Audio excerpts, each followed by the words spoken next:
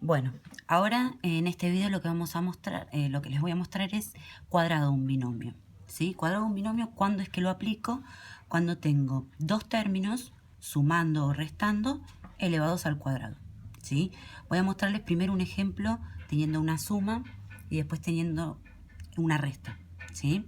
Bueno, la ley, digamos, cómo es que nos dice la leyenda esta del cuadrado de un binomio es que tengo que elevar el primer término al cuadrado más el doble siempre del primer término por el segundo más el segundo término al cuadrado. Es decir, primer término, el 2, segundo término, raíz cuadrada de 3. Entonces empiezo a aplicar esa regla. A ver, sería el primer término al cuadrado más el doble siempre del primer término por el segundo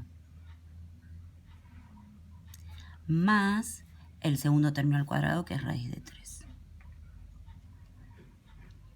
Esa es la regla, siempre aplico esa regla.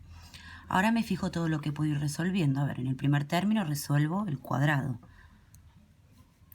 En el segundo término, ¿a quiénes voy a poder multiplicar? Recordamos que por un lado siempre se multiplican los factores que no tienen raíces y por otro lado los que sí tienen raíces. Acá juntaría este 2 con el 2. 4 por, y esta raíz de 3 queda sin multiplicarla con nadie. Ahora, en el último término, como tengo mismo índice y son iguales el índice y el exponente, lo que hago es se simplifica. ¿Sí? Simplifico índice y exponente porque son iguales. Entonces me termina quedando solo el 3. Ahora bien, me fijo, de estos tres términos, ¿cuáles son semejantes? Veo que son semejantes el primer término y el último, ya que son términos independientes, les decimos, que no tienen raíces. Entonces, ¿qué es lo que hago? Junto por un lado el 4 con el 3, lo sumo. Me termina quedando 7 más 4 raíz de 3. Acá quedaría mi resultado final. No podría sumar este 7 con el 4, ya que no son términos semejantes, ¿sí? Este segundo término tiene una raíz cuadrada de 3 y el primer término no. Entonces ahí me terminaría. Esto es cuando tengo una suma.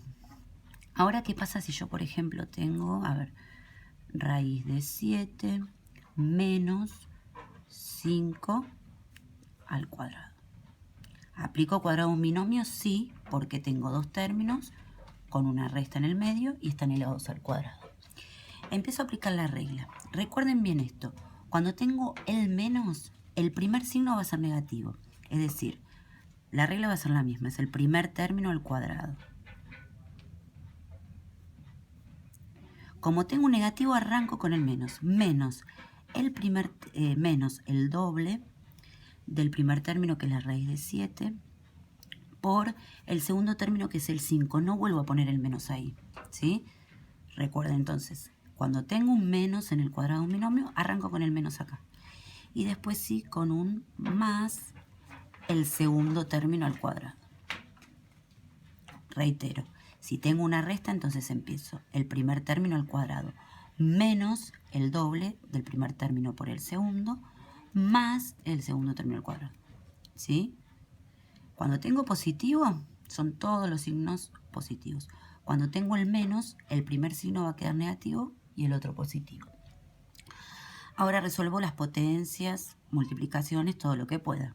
Acá simplifico índice y exponente porque son iguales. Entonces me termina quedando solo el 7 menos, en este segundo término, ¿a quiénes puedo multiplicar? Los que no tienen raíces.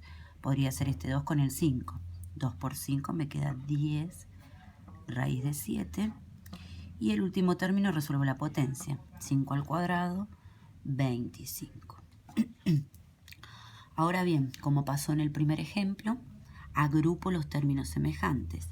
¿Semejantes quiénes serían? Este, el primer término, y el último término, ya que no tienen raíces. Hago 7 más 25, nos queda el 32, y este término lo copio tal cual, menos 10 raíz de 7.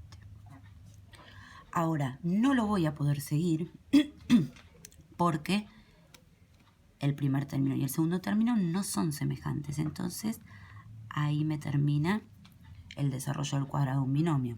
Si no puedo juntar este 32, no lo puedo restar con el 10, ya que en el primer término no tengo la raíz de 7. No son términos semejantes.